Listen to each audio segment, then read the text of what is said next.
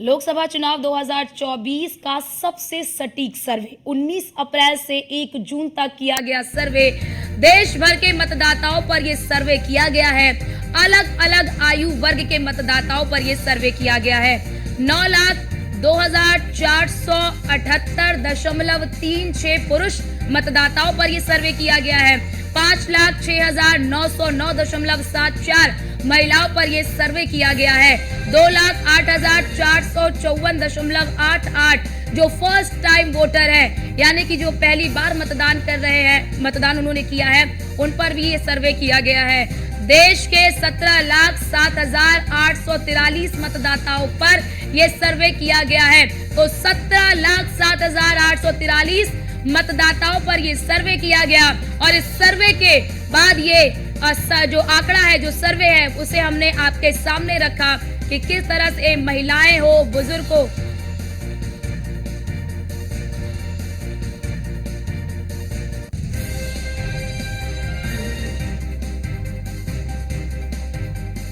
बताते चले कि लोकसभा चुनाव 2024 का 7वां चरण संपन्न हो चुका है और देश भर के मतदाताओं पर यह सर्वे किया गया है। अलग अलग आयु वर्ग के मतदाताओं पर यह सर्वे किया गया है।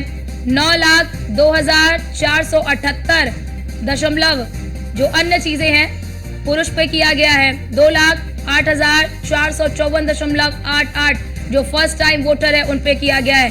देश के 17,07,843 मतदाताओं पर यह सर्वे किया गया है।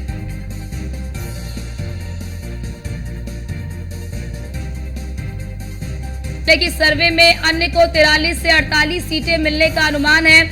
न्यूज वन इंडिया और मैट्राइस का ये सर्वे है। सर्वे में एनडीए को 353 से 368 सीटें मिलती हुई नजर आ रही है।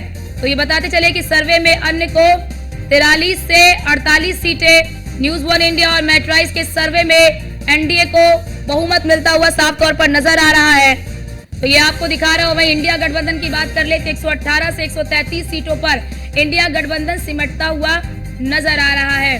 तो न्यूज वन इंडिया और मैट्राइस के इस सर्वे में साफ तौर पर एनडीए को बहुमत मिल रहा है। कई राज्य ऐसे हैं जहां पर एनडीए क्लीन स्वीप करता हुआ नजर आ रहा है। खासतौर से बीजेपी की खुद के वोटिंग परसेंटेज में कई राज्य ऐसे हैं जहां पर अकेले बीजेपी लड़ी और वहां पर इजाफा हुआ है। खासतौर से बात कर ले तमिलनाडु की, केरल की, तेलंगाना की, तो ये वो राज्य है जहां पर बीजेपी की राह मुश्किल मानी जा रही थी।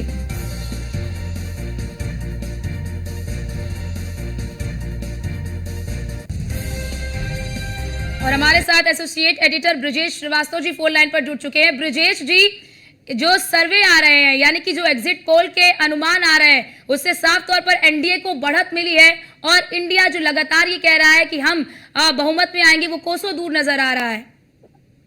देखिए अर्चना, सबसे बड़ी बात यह है कि जिस तरीके से एग्जिट पोल के सर्वे आए हैं, वो कहीं ना कहीं बीजेपी के जो दावे थे, बीजेपी ने जो 400 पार का नारा दिया था, 400 तो नहीं लेकिन 400 के आसपास, यानी 300 से जो है 400 के बीच सीटें ज्यादातर एग्जिट पोल दिखा रहे हैं।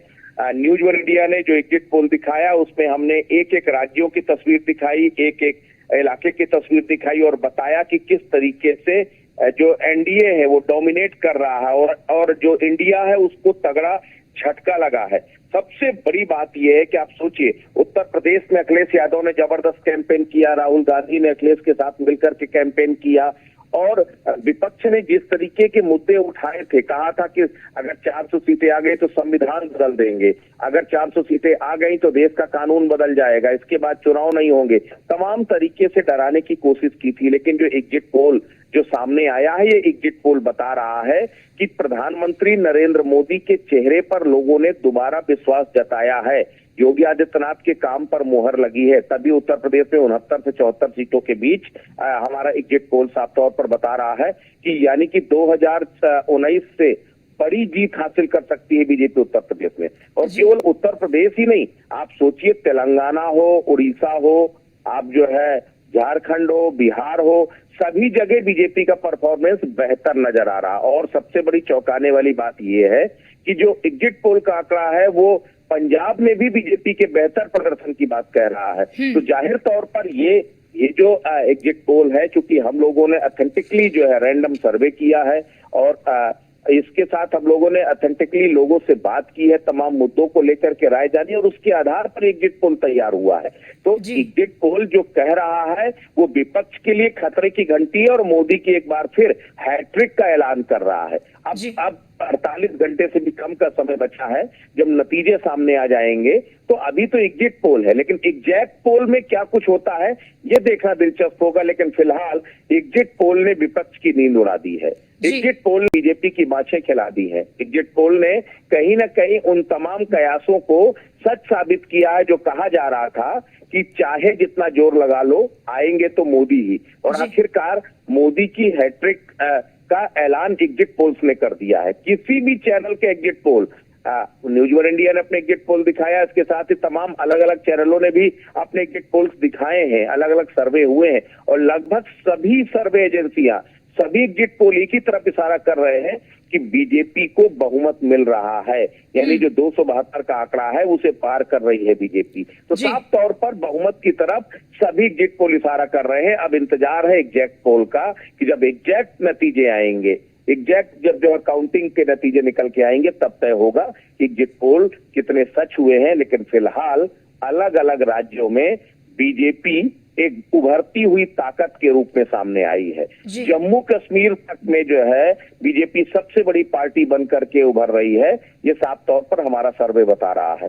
तो जाहिर तौर पर इस पूरे सर्वे को अगर सभी राज्यों के शासित प्रदेशों को जोड़ दिया जाए तो बीजेपी का बहुमत तय हो जाता है। ऐसे में बीजेपी एक बार फिर ताजपोशी की तैयारी कर सकती है, कम से कम एग्जिट पोल देख करके।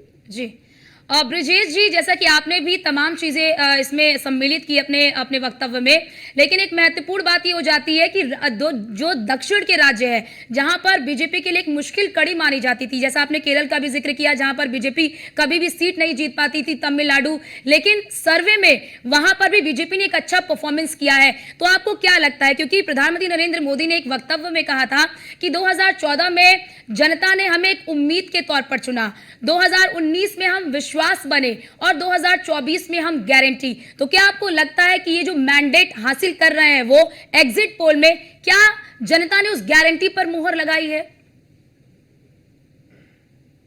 विकल्पहीनता की स्थिति है।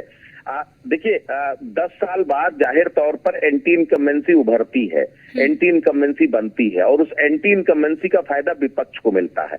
लेकिन सबसे बड़ी बात यह है कि अब जो मतदाता है वो बेहद जागरूक हो चुके हैं। उन्हें समझ में नहीं आता कि अगर हम किसी विपक्ष को हम बहुमत दे भी तो चेहरा कौन होगा।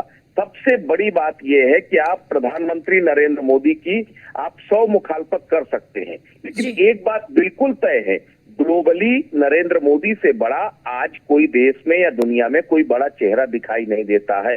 जिस तरीके से ग्लोबल पॉलिटिक्स को इफेक्ट किया नरेंद्र मोदी ने, जिस तरीके से ग्लोबल लीडर की इमेज को जो है इंप्रूव किया, देश में कोई भी व्यक्ति जो बुराई भी करता है वो भी नरेंद्र मोदी का नाम लेता है। यानी जाहिर तौर पर आज पर नरेंद्र मोदी से बड़ा देश में कोई दूसरा चेहरा नहीं है।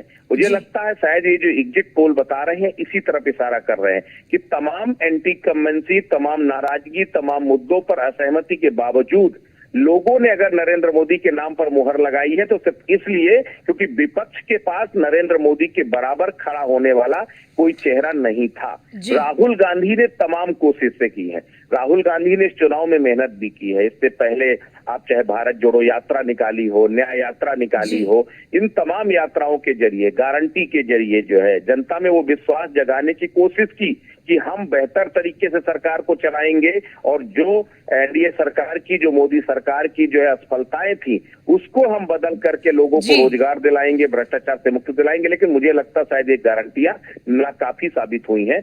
यही वजह है कि जो एग्जिट पोल है वो एक तरफा बीजेपी की तीसरी बार सरकार बनाने का ऐलान कर रहे हैं। जी ब्रिजेश जी, आप हमारे साथ बने रहिए, आपके पास लौटते हैं।